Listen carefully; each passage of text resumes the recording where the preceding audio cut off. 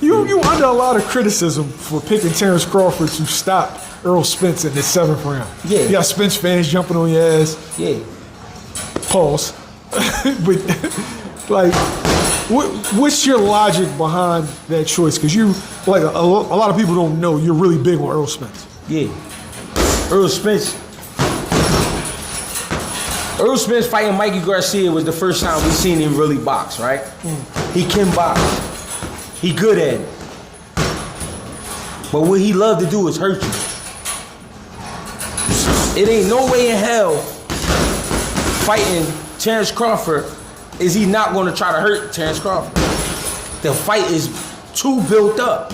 It's too much momentum. You know what I'm saying? Everybody talking about it. You gonna get in there and try to box him and drop your stop? Hell no.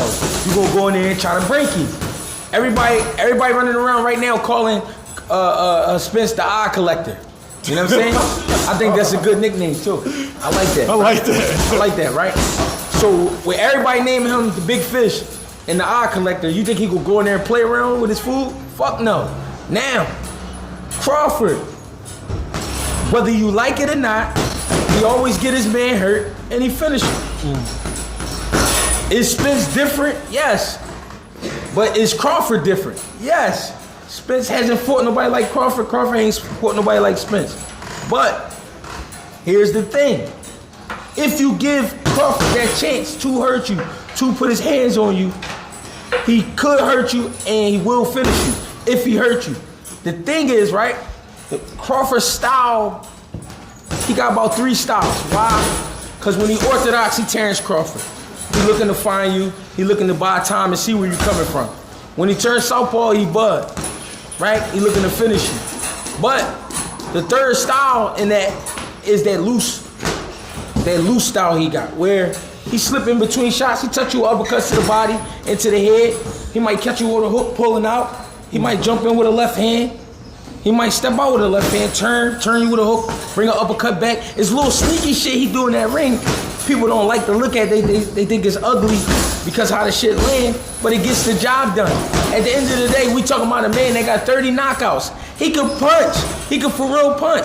So, and people say, oh, he can punch because it's the guys he punching on. Listen, if you ain't been in the ring, shut up, man, because these motherfuckers be in shape. So any man that's in shape can hurt you. And we seen Crawford hurt before. But what we see him do, he hurt you. I'm not saying he can beat Crawford. I mean, he could beat Spence because of that. What I'm saying is, if you think about who Spence is and what he like to do to guys, he gonna put himself there, even if it's not intentionally. He gonna put himself there because he's looking to destroy you. He gonna have to destroy Terence Crawford in order to beat him. Therefore, he's gonna have to put yourself in front of him. When he put himself in front of him, Crawford gonna touch him with something. And that something could buzz him or could hurt him. If you get him hurt, he gonna finish him. That's just my opinion. That don't mean it's 100%. And still, I'm a Crawford fan and a Spence fan. I love what Errol Spence do because it's old school and it's basic and it's effective. But against the top echelon of fighter, just like you are, some adjustments gonna have to be made.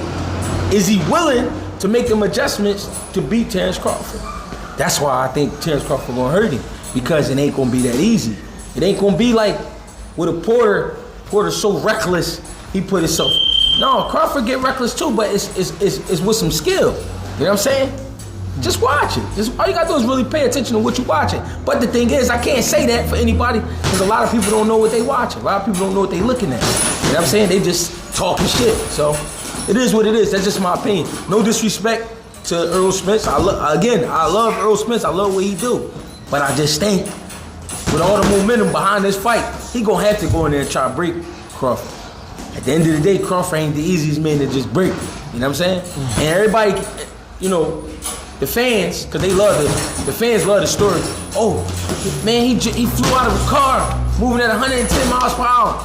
Oh, man, he got in a car crash and this thing, he's still walking this. Hey, man, God bless that man. I love that he got through that shit. I love that he fighting, but guess what? He's still a man. And at the same time, if we're going to talk about stories, somebody tried to kill Terence Crawford. Shot him in the back of his head. He's still out here. You know what I mean? Benavidez got shot in the leg. He's still out here.